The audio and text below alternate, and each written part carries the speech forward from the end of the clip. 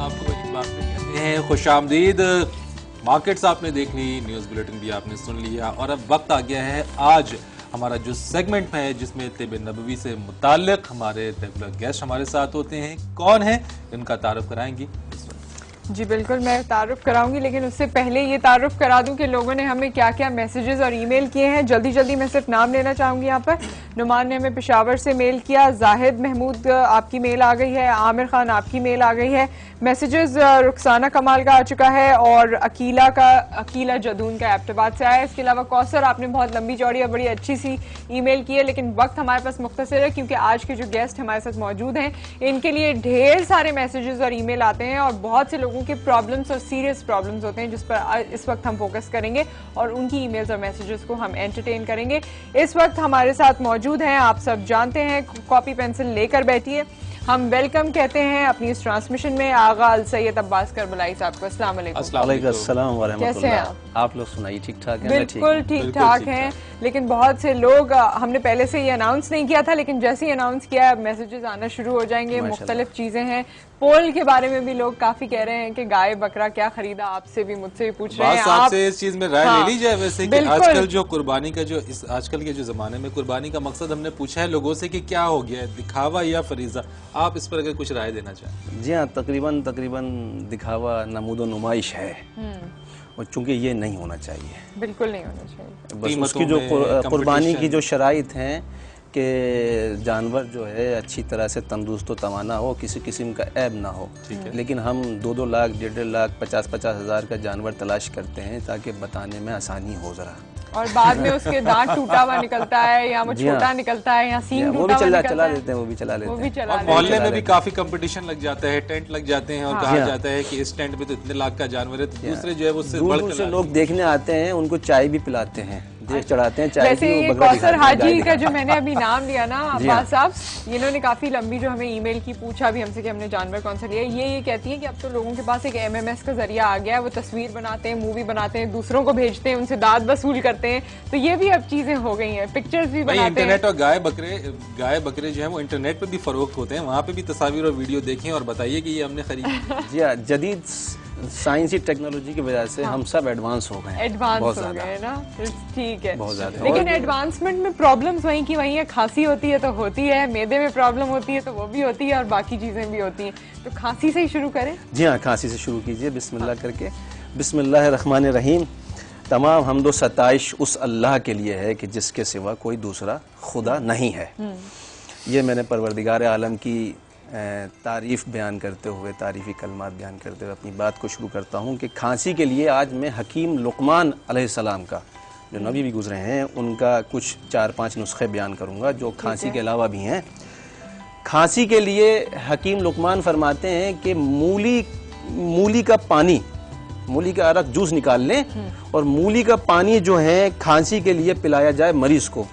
ठीक है, चमचों से पिलाया जाए, ये नहीं कि जूस निकाल के पूरा गिलास भर के पिला दिया, पता चल रहा है वो कह रहे हैं कि साहब ये क्या हो गया, सर्दी थोड़ा दवाई के तौर पे 2-2 3-3 चमचे सुबह दोपहर शाम जो है मूली का पानी पिलाएं, खांसी दूर हो जाएगी। अच्छा, अब खांसी के बाद आता है दर्द मैदा।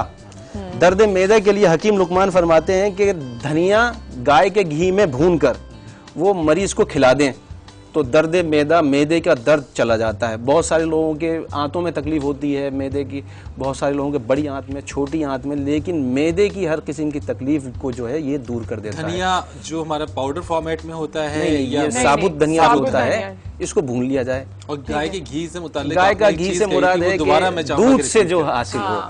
बहुत से लोग ये करते हैं कि वो गाय की चर्बी ले लेते हैं, उसमें भून लेते हैं, वो नहीं होना चाहिए। गाय के दूध में भूनकर उसको खिलाएं।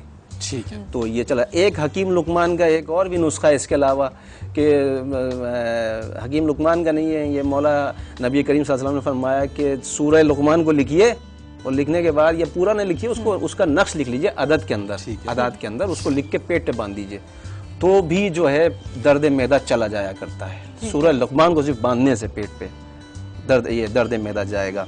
अच्छा, ज़ौफ़ जिगर के लिए बयान करूं कि दुम्बे का जिगर भून कर, अब आजकल दुम्बे बहुत मिलेंगे, जी हाँ, जिगर की कमजोरी के लिए और जिगर की ज़ईफ़ी के लिए, जिगर के ज़ौफ़ को दूर करने के लिए दुम्बे का जिगर, चूंकि बड़ा दस्तयाब होगा आजकल, दुम्बे बड़े हलाल किए जाएंगे इंशाअल्लाह, तो दुम्बे का जिगर भून कर खाने से ज़ौफ़े जिगर जाता है। जिनके जिगर की तकलीफ है और जो LFT कराते फिर रहे हैं बेचारे, वो ये खाएं, इंशाल्लाह आराम आएगा। क्वांटिटी कितनी लेनी चाहिए इसके अंदर? जिगर भून के थोड़ा सा एक 4-5 इतने बड़े बड़े पीस खा लें एक टाइम पे, और उसमें रोटी ना खाएं। अच्छा, सादा उसके बगैर खा लें उसको। अब भूना किस में जाए? कोई असली घी, देसी तेल वेल में, घी में, किसी भी चीज में, जैतून के तेल में भूने तो अच्छा है। जो इतने सारे डालते हैं, हल्के से डालें। हल्के से डालने, कोई पैकेट के मसाले में ना डाल दें। अच्छा, ठीक है, सिर्फ फ्लेवर के लिए हल्का सा फ्लेवर के लिए कुछ छोटा सा डाल लें, उसमें भून लें, उसके बाद उसको खा लें। जिगर की कमजोरी दूर, जिगर की कमजोरी उसका दूर होगी।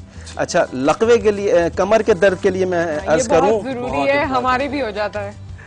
हरमल का दूध, हरमल को दूध में जोश देकर, हरमल मिलती है, ब्राउन कलर की होती है, और अक्सर घर में धुनी वूनी देने के लिए, सत्ता वगैरह और बलाएं वगैरह दूर करने के लिए भी इस्तेमाल करते हैं लोग। घरों में जलाते हैं, धुनी देते हैं। हरमल को दूध में जोश देकर पिलाने से कमर का दर्द चला जाया करता अच्छा, है। कितनी क्वांटिटी कितनी लेनी चाहिए इसमें? तकरीबन एक चावल वाला चमचा हो, ठीक है। उसको अच्छी तरह उसमें से कचरा कंकर वगैरह साफ करने के बाद उसको, गाय का दूध हो तो बेहतर है, वरना ये है कि भैंस का हो, लेकिन प्योर खालिश दूध हो, फ्रेश मिल्क जिसे कहते हैं, ये डब्बे का ना हो, ठीक है। उसमें आप उसको जोश दें, जोश दे के पिलाएं, कमर का दर्द चला जाएगा। 2-3 दिन करेंगे तो बिल्कुल चला जाएगा अच्छा, इंशाल्लाह। हरमल को किसी और नाम से भी जाना जाता है? हरमल को अस्पंद भी कहते हैं, अलिफ सीन पे नून दाल, अस्पंद भी कहते हैं। हरमल को सयादाना भी कहते हैं, और हरमल को काला दाना भी कहा जाता है। ठीक है। और पंसार इससे बहुत ज़्यादा वाकिफ है। बहुत सारे आम हमारे जो सुनने वाले हैं वो भी वाकिफ हैं इससे, कि हरमल जो है, और बहुत सस्ती मिलती है। सस्ती मिलती है जी। और मज़े की बात यह है कि असली है। अभी तक माशाल्लाह से हम लोग उसमें मिलावट नहीं कर सके। असली मिल जाती है, 2 रुपये 4 रुपये की मिल जाया करती है। और इतनी सस्ती आज आपने ऐलान कर दिया, अब इसके बाद अगली दफा तक कुछ महंगी हो जाएगी, चीजें ना हो जाए और भी। अच्छा, अब भी कुछ चीजें ऐसी हैं जो सस्ती हैं और उससे इलाज मुआवजा जो है उससे किया जाता है, और इससे अगर इस्तेमाल किया जाए तो बेहतरी ही होगी इसकी। अच्छा, लोगों के भी मैसेजेस और ईमेल आ रहे हैं, वो भी हमने बताने हैं, उसका भी टाइम आपने निकालना है। इंशाल्लाह। अच्छा, लकवे के लिए लहसुन को घी में सुर्ख करके खाने से लकवा दूर होता है। घी असली होना चाहिए, ये वाला वो ना हो। अच्छा, ठीक है। और गाय का ही घी हो, ठीक है। क्योंकि गाय के घी के लिए, गाय की चीजों के लिए रसूल अकरम सल्लल्लाहु अलैहि वसल्लम फरमाते हैं कि गाय का गोश्त मुज़िर है, गाय का गोश्त मुज़िर है, दूध में शिफा है, और घी दवा है। दूध में शिफा है और घी दवा है। दवाई के तौर पे घी को इस्तेमाल आप कर सकते हैं। तो गाय के घी में लहसुन को भून के खाने से लकवा दूर होता है। आजकल लहसुन भी तो वो चाइना वाले आ रहे नहीं, हैं। चाइना ओह माय गॉड, हर चीज में इतनी बहुत सारी जबरदस्त चीज़। सवालात फरीद जो है देते हैं माशाल्लाह से, और बहुत जबरदस्त ऑथेंटिक सवाल होते हैं इनके, जिसमें बहुत जरूरी हैं। तो देसी लहसुन देसी होना चाहिए है, और देसी के अंदर भी अच्छी क्वालिटी का हो। बहुत से अंदर से बुझे हुए होते हैं, फुसफुसे से लहसुन होते हैं, वो ना हो। सही है ना। अच्छा, लहसुन वगैरह का इसमें आप इस्तेमाल करेंगे गाय के घी में भून के खाने से, तो आप बहुत जल्दी इंस्टेंट आप नफा महसूस करेंगे, फायदा महसूस करेंगे। 2-4 दिन में आप महसूस करेंगे लकवे में आराम आना शुरू हो गया। सही, ठीक है। अच्छा, लहसुन के कम से कम 7 जवे हों। मतलब बहुत से लोग डरते बहुत हैं कि एक जवा, आधा जवा डाला करने का ये बहुत है, तो उससे कुछ भी नहीं होगा। कम से कम 7 जवे हों। लहसुन वो वाहिद चीज है जिसका कोई भी नुकसान नहीं होता। सही। रसूल अकरम सल्लल्लाहु अलैहि वसल्लम ने फरमाया कि जिस कदर भी इस्तेमाल कर सकते हैं लहसुन आप करें।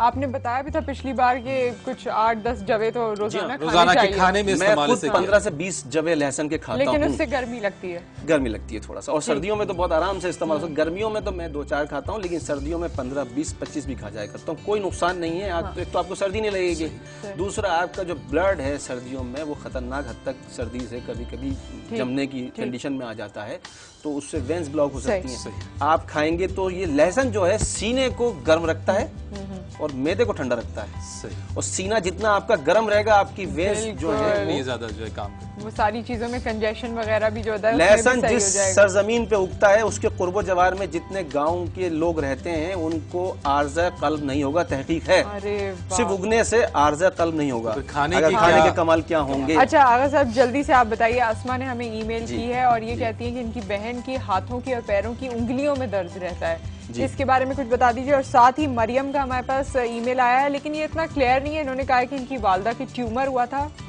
पीठ में, शायद वो निकाला, अब उनको क्या करना चाहिए, इसको थोड़ा एक्सप्लेन कर दें तो ज्यादा बेहतर होगा। अच्छा, ट्यूमर बाहर की